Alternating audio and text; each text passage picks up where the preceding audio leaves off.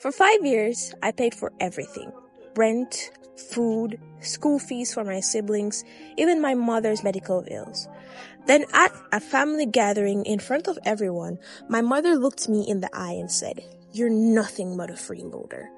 And that was the moment I stopped paying for everything. Here's what led to that. I was 23 when everything started. My father passed away suddenly, and just like that, the responsibility shifted to me. At first, it was small things. Can you help with rent this month? Just until your brother finishes school. Only temporary. That word, temporary, became 5 years of my life.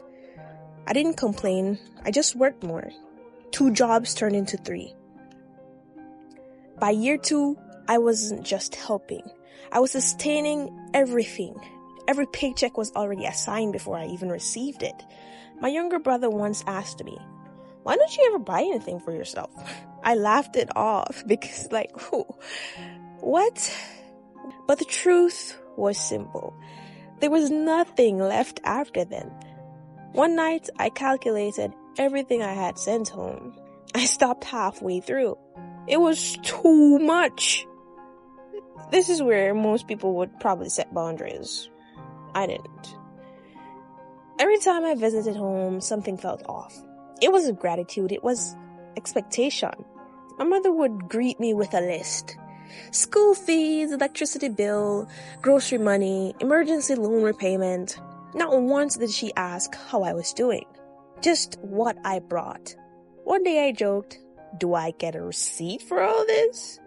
Nobody laughed, because it wasn't a joke. It happened on a Sunday. Family gathering, food everywhere, everyone present.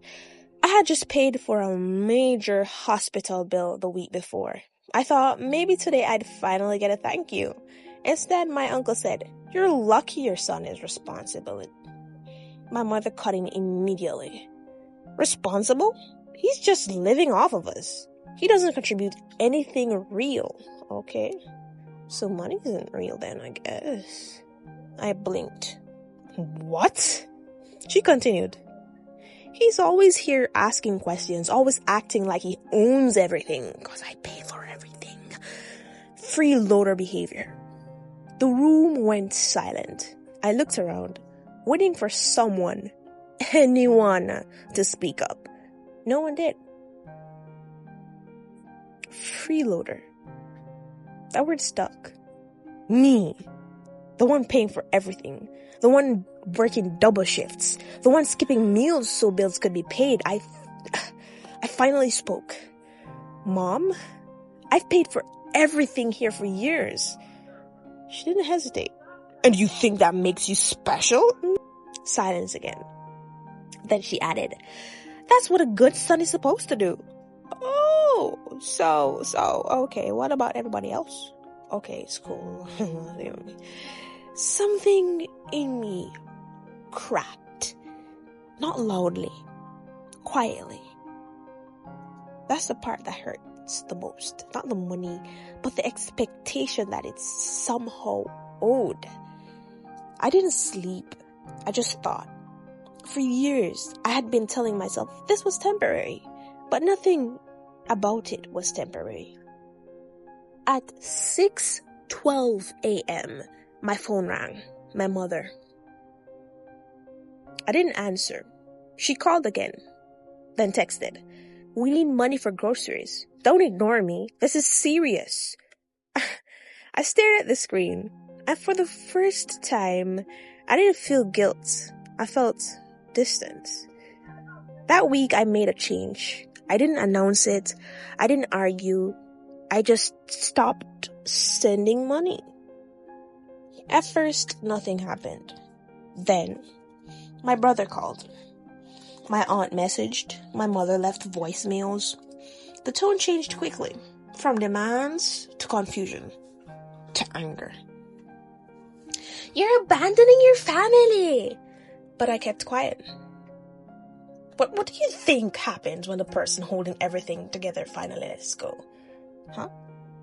Well, 2 months later, things started falling apart. Bills were overdue, arguments increased. My siblings began realizing how much I had actually been covering. Then one night, my brother called me. "Why did you stop helping?" I asked him something simple. "Well, do you know how much I've been paying all these years?" Silence. He didn't know. Nobody did.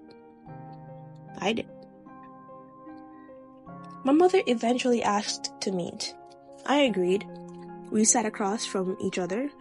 No family this time, just us. She looked tired. "People are struggling," she said. And I nodded. I was struggling too. She paused and said something I didn't expect. "Maybe I took too much from you." That was the first time she said anything close to acknowledgement. But it wasn't an apology. Not yet. I told her the truth.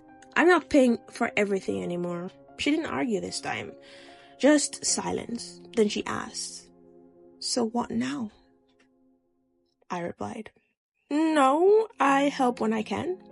Not because I'm forced to, because I choose to." It wasn't the answer she wanted, but it was the first honest one I'd ever given. Have you ever had to choose between your family's expectations and your own life? Do you think I was wrong for stopping support after being called a freeloader? This man had basically set himself behind, put his needs at the back, and put his family first, right? But a lot of times we have goals and we put them off just so that we can please other people. And it's not until they show us that, hey, you are not doing yourself any good. You're basically sabotaging yourself for people who are undeserving, right? And so it's very important that we set boundaries regardless of the relation that we have with people, whether it be family members or friends or others, so that we won't leave ourselves stranded, right? We're sabotaging our own selves or futures, putting things on the line, and at the end of the day, you're not recognized for it, right? Not saying that everything that you do, you're supposed to expect a reward for it, but you're not going to expect to get disrespected for the sacrifices that you have made. So it's very important that we set boundaries. And I know that's something that a lot of people struggle with, but it has to start somewhere, because we basically teach people how they should treat us. And if they normally disrespect us, go over our boundaries, and nothing happens, they're going to keep on doing it. So if you take away anything today, remember, set boundaries and uphold them, regardless of how small they are. I'm very sure that this person had, in the past set boundaries or not set boundaries. And if they did set boundaries, they didn't uphold them, right? And it's not something that just happens. It's a habit, right? It's habitual. So this was just the result of him not, upholding his boundaries. So yeah, if we haven't done so, let's start setting some boundaries, guys. So let me know what you guys think. Was he wrong for cutting off financial support, or did his family take him for granted? Let me know in the comments.